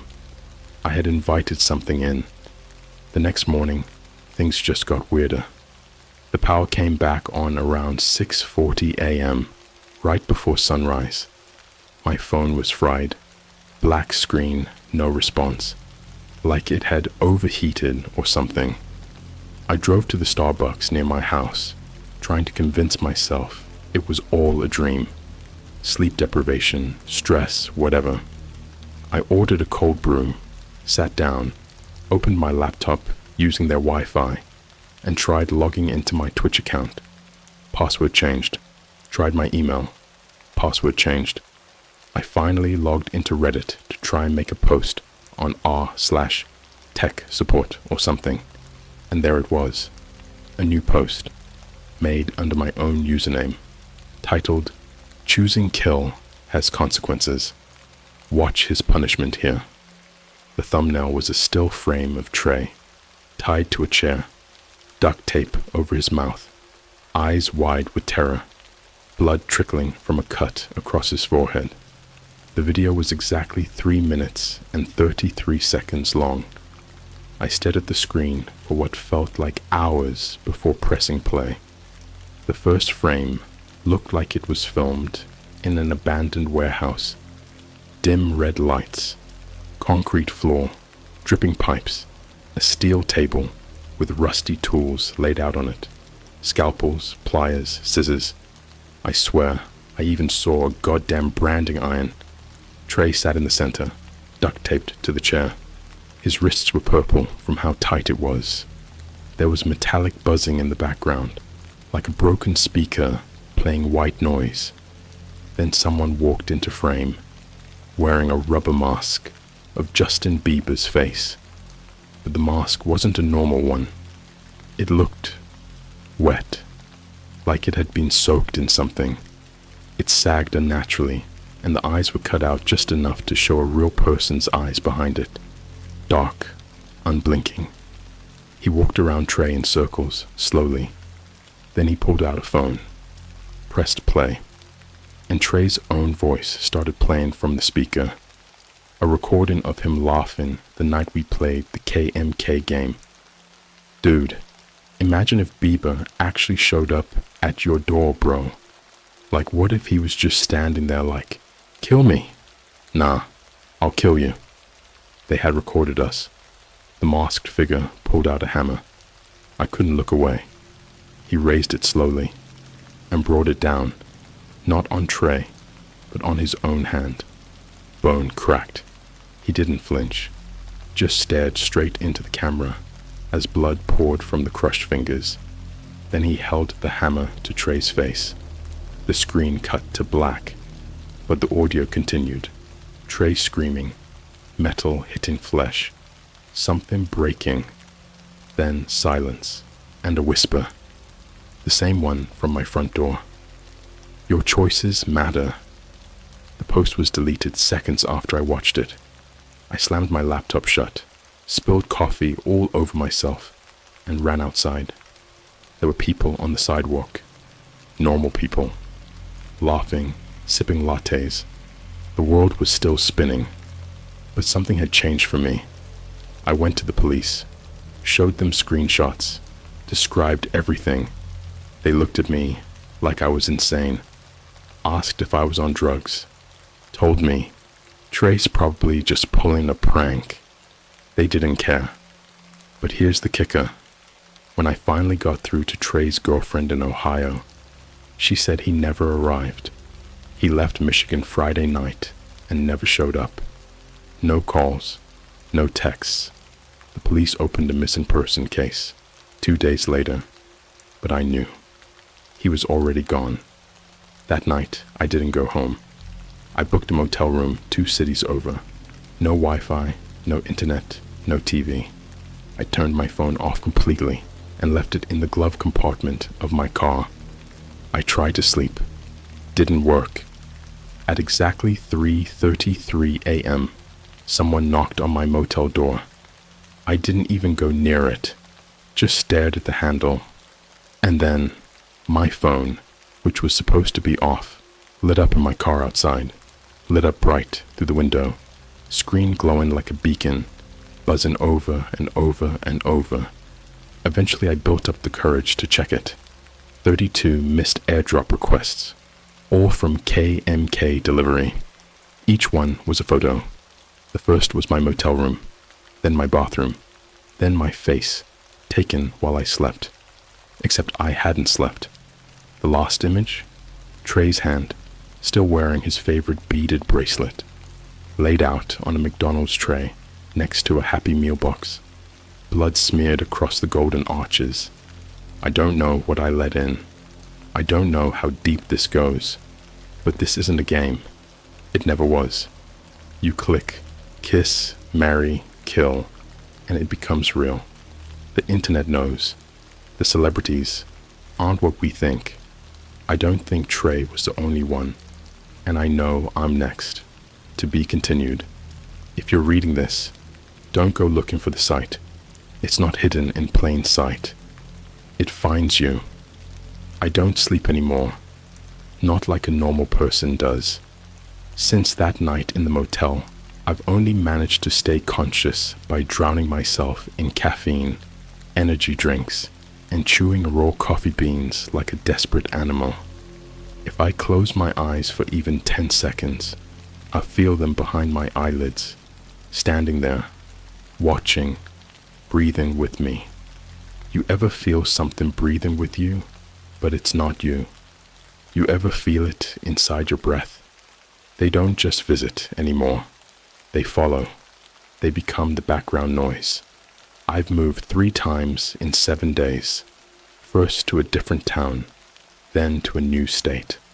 Finally, I got on a plane and flew out to Tokyo because I figured if I went somewhere so far removed from my digital footprint, they'd lose me. Tokyo's been loud, crowded, perfect camouflage for a little while.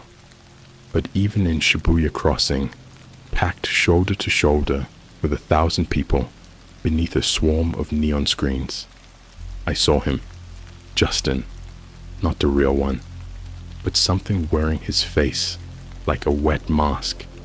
It was across the street, standing between a sushi joint and a vending machine, dressed in that same white hoodie from the Yummy music video. His face was off somehow, too symmetrical, and those dead glass eyes locked onto mine even through the chaos of Tokyo traffic. Then he waved. That was the first time I threw up from fear, like actual terror-induced vomiting. And when I finally ran back to the hotel and collapsed onto the bed, my phone buzzed once, even though it was turned off, even though I'd put it in a sealed Faraday pouch.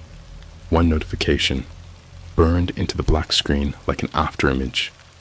1 kill confirmed, 2 remaining. That's when it hit me. This wasn't just a consequence for 1 game. It was a contract.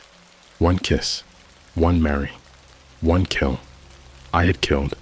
Trey paid that price. But there were 2 more roles I selected. That meant something was coming for Zendaya and Jenna Ortega, and I had no idea what kiss or marry meant in their world. I started digging. Hard. I used an internet cafe to set up a new identity, bought burner devices from shady shops in Akihabara, changed my appearance, dyed hair, wore a face mask and hoodie 24/7. I stopped being a person, became a shadow. Then I found it.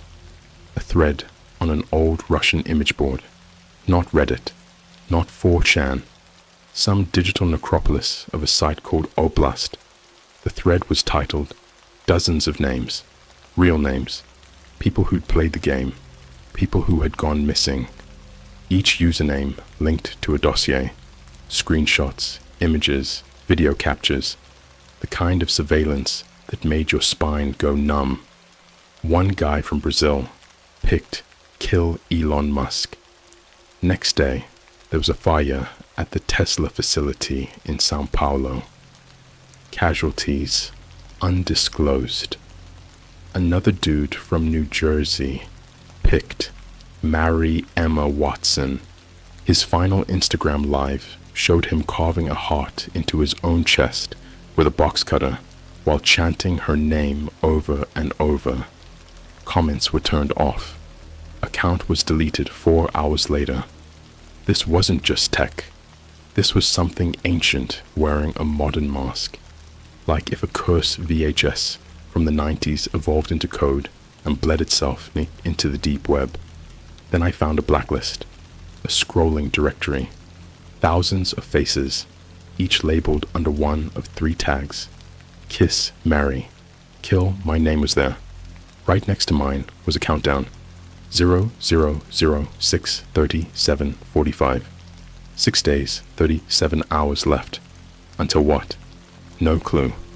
But here's the messed up part. Under the category, My Marry Pick, was Jenna Ortega's real address. Her real house in Studio City, California. Coordinates, satellite imagery, her schedule, even her body measurements. I felt like I was looking at something I was never meant to see. Like I was viewing God's personal kill list or something. It didn't feel digital anymore. It felt sacred and corrupted at the same time. So I did the most dangerous, most idiotic thing I've ever done. I flew to LA, not because I wanted to hurt her. God number, I wanted to warn her. When I got to her house, it was like walking into a movie set. Fancy gate, security cameras everywhere, stupid expensive cars, a literal paradise fortress. I stood there for a full hour outside the gate, like a psycho, clutching my hoodie tight around my face, watching from across the street. Cars passed, joggers went by. No one cared. I could have been a stalker. I was a stalker. Then I saw her, Jenna Ortega, walking out to her mailbox. She was real. No mask, no demon, just a person, barefoot in a hoodie twice her size, hair messy, half asleep. She pulled out some envelopes, glanced around, and walked back in. And in that moment, I saw the second countdown, right there, projected on her back, like a shadow. I swear to God, I wasn't hallucinating. It was floating behind her, like a heads-up display in a video game. 0, 0, 0, 2, 13:58. 2 hours, 13 minutes. Something was coming for her. I sprinted to the gate, slammed the buzzer over and over. Hey, listen to me. You're in danger. Nothing. Silence. Then static crackled from the speaker, followed by that same warped voice. She belongs to the contract now. The gate unlocked, by itself. It swung open like a whisper. I didn't move. Something inside me said, if I stepped foot onto her property, I would be part of it forever. Then I heard her scream. Not a Hollywood scream, a real one. The kind of scream people make when they see God and hell at the same time. I ran, full speed through the yard, kicked open the front door. Inside was black, no lights, no sound. The moment I stepped inside, the world bent, like the hallway stretched 50 feet longer than it should have been, and hanging from the ceiling were Polaroids. Hundreds. All of me. Me sleeping. Me eating. Me crying in the motel. Me staring at the KMK site. Me in the Starbucks. Me watching Trey's torture video. Then I saw Jenna, pinned against the wall, and across from her was Zendaya, but her face was wrong, like it was mirrored upside down, like her mouth opened vertically, and her eyes blinked sideways. Zendaya smiled and whispered, "A kiss seals the ritual." She leaned in. Jenna screamed. I lunged, threw my entire weight at them. Everything exploded into white light and screaming static. My ears bled. My vision tore in half, like a burning photo. I felt myself get yanked through a wall, like my body was data being corrupted in real time. When I woke up, I was outside, on the sidewalk, morning traffic. My clothes were gone. My phone was in my lap. One new video, titled, "Kiss Complete." I opened it. It was footage of me, but I wasn't conscious. My body was limp, sitting on a couch. Zendaya leaned over and kissed me gently on the forehead. Her face was cracked, glass skin, leaking dark fluid. Then Jenna whispered from off camera, "One left. I've been on the run ever since. There's no stopping it, no deleting it. You play the game, and it becomes your timeline. And I still don't know what happens when the marry ritual completes. But the countdown on my chest, yeah, I can see it now, reflected in every mirror I pass, glowing faintly in every screen. 0, 0, 1, 1, 2, 9. 1 hour left, and I know it's coming. I saw the final entry on the site, the last video. It's labeled The Wedding Ceremony, Live Stream, Automatic, featuring Jenna Ortega. Viewer, you. And the only way to cancel it, someone else has to take my place. Someone else has to choose. Just click the link. It's waiting for you. There's a smell that hits you before the real horror begins. It's not blood, not rot, not smoke. It's older, like burned velvet, melted plastic, and something human being pressed through metal gears. It sticks to your clothes, your hair, your lungs. It's the kind of stench that says you've passed the last exit. I was standing in the middle of an abandoned subway tunnel beneath Osaka, barefoot, covered in scratches, with 1 hour left until the merry countdown hit 0. My body didn't feel like mine anymore. I had one goal, stop the wedding, but that implies I was ever part of it. And I wasn't. I was the offering. There's something about these tunnels that makes sound travel wrong. The echoes move faster than the noise itself. I heard footsteps before they happened, voices in reverse, screams that played like whispers. I followed the sound of my own name, being dragged out by something that had never needed to speak before now. A voice, like Jenna's, but not. A voice being puppeted. You said, "Marry, and now you're mine." You said, "Marry, and now you're mine." You said, "Marry, and now you're mine." Over and over, like a skipping record, chewing its own throat. The tunnel finally opened into a massive underground chamber. Concrete walls, but too clean, surgical, and lined with mirrors. Thousands of them, each showing a version of me, but not me now. Different versions. Me as a kid, me crying, me smiling, me covered in blood, me with no eyes, me screaming into a mouth that wasn't mine. And all of them mouthed the same thing in sync. Say I do. I vomited. Actual bile. I hadn't eaten in days. I dropped to my knees, shaking, whispering prayers I didn't even believe in anymore. Then the music started. Organ music, but not the kind from churches. It sounded like the bones of a grand piano had been hollowed out and filled with teeth. Every note screamed a little. I was in the aisle now, lined with mannequins wearing celebrity faces. All of them turned to me, all of them clapping. Mr. Beast, covered in flies. Billie Eilish, skin stitched to her dress. Kanye West, smiling too wide with eyes like spinning CDs. And at the altar, Jenna Ortega, or whatever was inside her now.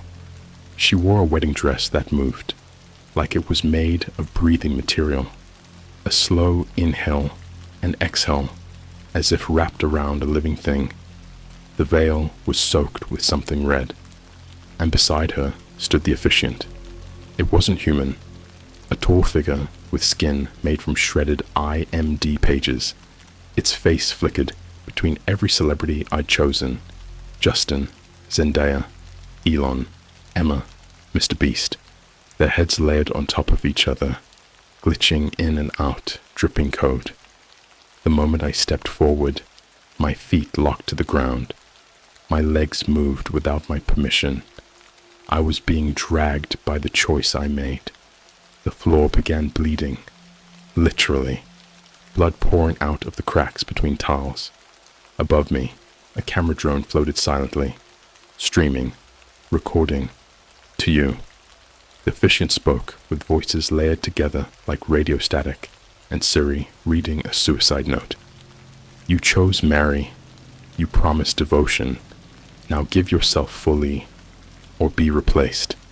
I screamed, no! I didn't know what it meant. I didn't agree to this. But Jenna raised a hand, not like a bride, like a priestess. And she said something that didn't sound like English. It was a name. A real name. like the kind you're not allowed to say unless you want your brain to split. And when she said it, I remembered everything. Flash.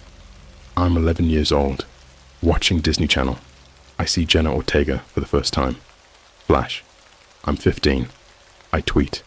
Jenna Ortega is gonna be my wife one day, lol. Flash. I'm 19. She appears on my TikTok feed during COVID lockdown. Flash. I click marry on a dark website. Every moment I obsessed over her. Every innocent, mindless post. Every like, every saved photo. It counted. And they recorded all of it. This wasn't about one night. This was a life debt. The ceremony started. The officiant turned to Jenna and said, "Do you accept this soul into your domain for corruption and consumption, for puppeting and purging, for replication and replacement?" She smiled, and her jaw unhinged like a snake. Black liquid poured from her mouth, forming my name on the ground, and then she spoke in my voice. "I do." The room erupted in applause. Every mannequin stood and clapped. The mirrors shattered one by one, each scream coming from inside them. I saw my Twitch clips flashing on the walls, my selfies, my search history, my dreams, my fears, my memories being auctioned off in real time. Then came the final vow. A black book floated down from the ceiling, chained in barbed wire. It landed in my hands, bleeding. It said, "Sign to complete, or select another. One new player must enter the game." I was given one way out. Click a name, any name, and it would all reset. And I did it. I'm not proud, but I clicked. I clicked. I clicked your name. Yeah, you. The one reading this right now. You scrolled all the way here. You ignored the warnings. You stayed curious. The site saw your curiosity. The KMK program is always watching. And now your choice window is open. Check your tabs. Check your phone. It's already there. You'll see a screen. Kiss, marry, kill, and 3 random celebrities. Doesn't matter who you pick. Once you choose, the countdown starts, and you become the bride, or the butcher, or the body. This isn't a story anymore. It's a transference. I gave them you, and they gave me just one more day. I'll sleep tonight, but you won't. Time remaining, 0/0/2319. Choose wisely. I'm writing this from inside someone else's skin, not metaphorically, literally. The nails don't fit right. The eyelids twitch when they shouldn't. And the smile moves when I'm not even trying. They call it the final rewrite. After your 3rd choice is fulfilled, you're no longer necessary. You become a shell. But if you pass the game along in time, if you feed the machine, they let you wear someone new, someone prettier, someone useful, someone loved. They upgraded me. The day after the ceremony, I woke up in a hotel suite in New York City. Marble counters, champagne on ice, a business card on the nightstand. KMK Talent Division, grooming the future. The irony hit like a truck. The TV turned on by itself. Static. Then footage of you, reading this post, breathing slowly, mouth half open, phone light flickering in your eyes. I watched as you hesitated. Your finger hovered over the screen. You saw it, didn't you? The site. That strange link you definitely didn't click. The one with the pulsing kiss, marry, kill interface. And yet, you felt it. The pressure behind your eyes, the warm nausea in your stomach, the silence in your room that suddenly felt too heavy, like someone turned off the world and forgot to tell you. Let me explain what's coming next. Not to help you, just so you know exactly how screwed you are. Phase 1, the red room. Check in. In the next 24 hours, you'll begin to lose time. Moments will vanish. You'll blink, and 10 minutes will be gone. You'll open the fridge and find food you don't remember buying. You'll wake up with blood under your fingernails. You'll hear music, soft organ chords from behind walls that don't exist. And you'll start to see them, not fully, not yet, just shadows behind your mirror, faces in windows that vanish when you turn, reflections that lag behind, your face doing things you didn't do. Phase 2, the contact. Your phone will glitch.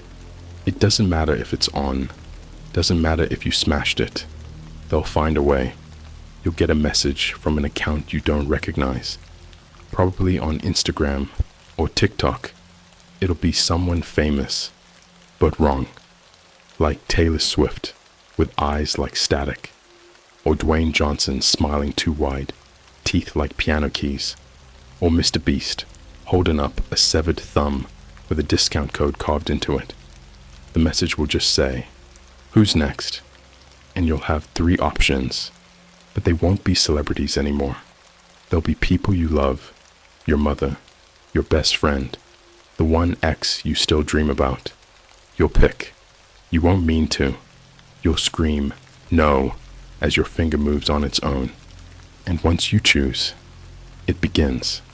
Phase 3, the replication event. This is where it gets fun. For them, your life begins to play out like a script. Ever wonder why so many influencers, streamers, TikTokers suddenly go dark, disappear, post strange, off-brand videos with wide eyes and perfect smiles? KMK owns them. Ever see someone with a smile that doesn't fit their eyes? Ever hear a laugh that feels recorded? They're already gone. They played the game. And now you did too. You'll start noticing repeats in your life. The same ad, the same bird, the same barista asking the same question every morning, until you realize you're inside the loop now. You're being prepared. Phase 4, the extraction. This is the part where your body begins to rot while you're still inside it. It starts behind the ears, a small itch. Then your fingernails begin lifting. Your teeth feel loose. Your tongue doesn't sit right in your mouth anymore. It folds like paper when you talk. You'll notice people backing away from you in public. Some will cry. Children will scream. Dogs will cower. Your shadow will begin to twitch before you do. And the smell. Oh God, the smell. Like burnt velvet, an old celebrity perfume, twisted into decay. You won't be able to scrub it off. You'll bathe in bleach, and it'll still be there. You'll sleep in tubs full of ice, and they'll still whisper through your shower drain. Phase 5, the premiere. This is the final show. You'll wake up one day, and your house will be wrong. Softer, flattened like a set. Your walls will be made of green screens. Your windows, TV monitors playing old sitcoms with your face CGI'd into the cast. The camera crew will be there, faceless things in KMK hats, holding boom mics shaped like bones, lights blinking with the rhythm of your heartbeat. And then they'll start rolling. Your final episode, your wedding. Except now, you are the bride. And the groom? Whoever you picked, whoever you clicked, they'll be dragged into your nightmare to finish the loop. And the kiss, it won't be gentle. It'll be teeth and strings and swapping faces like wet paper masks. When it ends, when the final scream loops for the 1,000th time, your body will dissolve into data, and the KMK site will update. Another username crossed out, another live stream archived, another link spreading like rot in the DMS of curious teenagers. You weren't supposed to read this far, but you did, and that made you accountable. Look behind you. Don't turn fully. Just glance. Did your reflection blink? Is your smile a little off? Yeah. You're in now. There's no leaving. The final countdown began the second you scrolled, so I'll leave you with one last choice. 3 options. Right now. This isn't fake. This isn't a story. Kiss, marry, kill. Pick one. Your favorite YouTuber, your first crush, the stranger reading this over your shoulder. The system is waiting. Make your move. The wedding bell rings in 0, 0, 0, 0, 0, 1. Welcome to the KMK network. Your stream begins now.